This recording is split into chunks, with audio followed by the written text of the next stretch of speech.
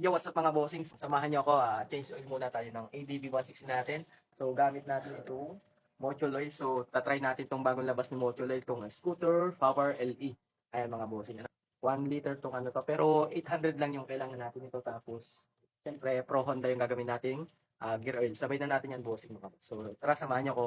Turuan ko na rin kayo kung paano mag-change oil dito sa ADB 160 natin. So, yun mga bossing, bago tayo mag-start, kailangan meron tayo ito mga bossing. Unang-una, syempre, yung langis natin, yung ating gear oil, and then yung lagayan natin ng langis, yung pagpapalitan natin, and pinaka-importante itong embudo natin. Ayan. Ano? So, then, itong gamit natin. Siyempre, dapat may special tools tayo. At itong mga wrench natin. Ano? Tara, turuan ko kayo kung paano tayo mag-change oil ng ADB 160 natin. So, first step mga boss, dito sa left side, dito sa bandang ilalim, makikita natin yung drain bolt. Ituturo ko kung saan banda yon para makapagpalit tayo ng langis. So yan mga bossing, dito makikita yung ating pinakang drain bolt. Nag-iisa lang yan. Ito mga bossing, ayan. So kailangan natin ito tanggalin para mapalabas natin yung engine oil natin dito sa EDB 160 natin. So mga bossing, sa pagtanggal ng bolts, kailangan meron tayong 12mm socket wrench. So mas maganda gantong socket wrench. Yung close yung gamitin nyo para iwas loose thread or hindi masisira yung mga drain bolts natin. So mas maganda yung ganito yung gagamitin nyo.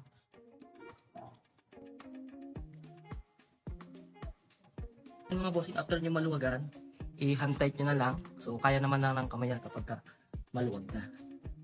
Yan. Yung makikita. Ito yung pinakang ano natin. Iwasan natin na mawala itong pinakang washer natin mga bossing. Ano, so, punasan lang natin, linisan lang natin. Hintayin na natin na maubos yung pinakang langis natin. Ano, okay, napakaitim na ng ating engine oil. Ayan, hintayin lang natin maubos, ma-drain. Masaid yung pinakang langis natin yan. Tapos after yung matanggal yung drain plug natin, punta kayo dito sa kabilang side. So ayan, dito sa tapat ng tambutso, makikita nyo itong pinakang dipstick kung tawagin, yung pinakang takip. So dyan tayo magsasalin ng langis. So kailangan natin yan tanggalin. Gamit lang kayo ng plies and then sapin lang nyo lang ng basahan para hindi masisira yung pinakang dipstick natin. So, ayan. So hindi naman to masyadong mahigpit kaya mabilis lang yan matanggal. So kapag naluwagan na, ikot na lang natin ng kamay, hand tight na lang. So pabilis naman yan matanggal. Yan. Ito yung pinakang dipstick natin. Linisin din natin to, huwag nyo kalimutang linisin bago ibalik mamaya after natin makapag-change oil. Para sure na malinis yung ating engine oil. Ano? So yun mga boss, kapag yan, ganyan na siya, wala na siyang tumutulo, ibig sabihin, ubos na yung langis niya. So pwede na natin ibalik itong drain plug natin. So i-hand tight lang muna natin, and bago natin ibalik to, make sure na linisin nyo muna yung pinakang ano natin yan. Punasan nyo mo siyang mabuti, na malinis siya bago nyo ibalik to. So ayan, malinis na, nalinisan na natin, and nalinisan na rin natin tong drain plug natin. So pag babalik, hand tight nyo lang muna, ano, so para iwas loose thread. Ayan. Tapos kapag ka mahigpit na, saka nyo gamitan ng close wrench natin para higpitan, and make sure saktong-sakto lang yung pagkakahigpit at baka ma-loose thread naman or iwas loose thread sa ating bolt. Saka nyo gamitan ng ating close wrench. Saktong higpit lang mga bossing. Baka maghihigpit kayo. Yan, sakto lang. Tama na yung ganun. So, para hindi masisira or malulustrade yung pinakang drain plug natin. Next step, punta naman tayo dito sa kabilang side. Ayan, dito sa may pinakang ano natin. Yung makikita nyo. Yun, yung butas. Doon tayo magsasalin. So, gamit tayo ng embudo para hindi matatapon. So, yan. So, 1 liter to pero 800 lang yung isasalin natin. So, magbabawas tayo ng 200 ml. So, yung engine oil nga pala ni ADB 160 natin is 750 lang. So, para makita nyo, ayan, nakalagay dyan sa dipstick natin. 0.75 ml, ml. Pero, ang ginagawa ko 800. Ginagawa ko siyang 800. So, wala namang kaso yon. Sakto lang. So, 800 yung nilalagay ko. Kaya, 200, magbabawas tayo dito. 200 ml. So, mga boss, nabawasan na natin ito ng 200 ml. Sakto na to 800. Tali na natin.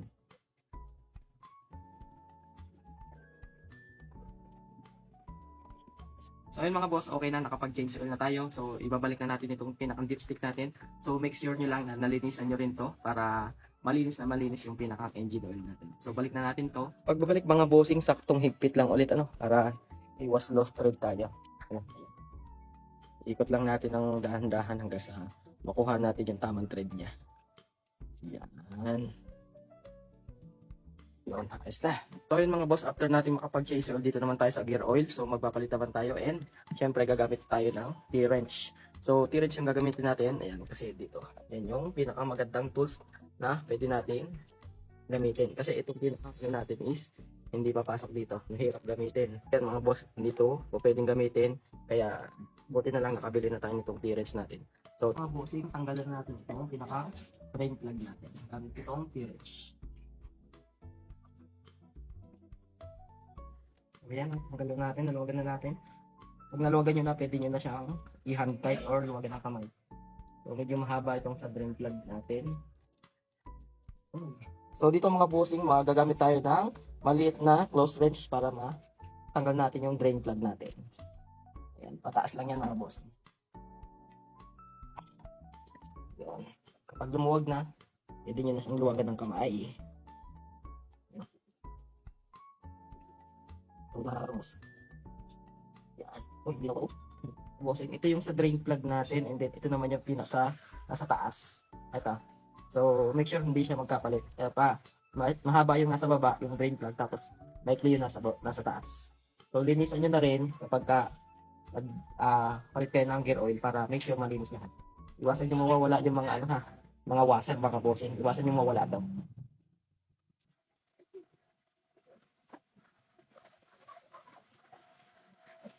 Then mga bossing, kapag wala nang tumutulo at na-side na, so punasan nyo na lang din ulit. So, yan, punasan nyo na lang ulit mabuti yung pinakabutas niya para make sure na malinis na rin bago natin ibalik yung pinakang mga bolts and drain plug niya.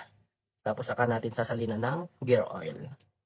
Yan, make sure malinis mga bossing para lagi malinis yung mga motor natin.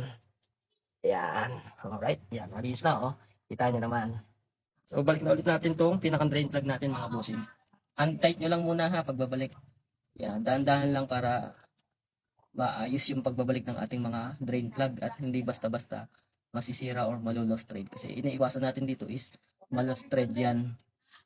Napakalaking gastos kapag nasira yan or nalost thread yung pinakang thread ng ating drain plug. So kapag ayun, hindi na kaya ng kamay sa kanyang higpitan. So saktong higpit lang, yung hindi masyadong maluwag, hindi rin masyadong higpit. Sakto lang. So saktong higpit lang ulit mga bossing ha.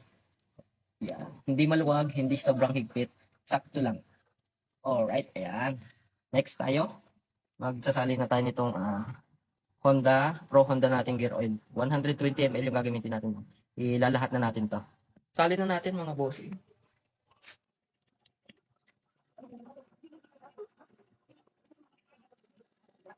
So, balik na natin to mga bossing. Hand tight lang ulit para iwas lost thread.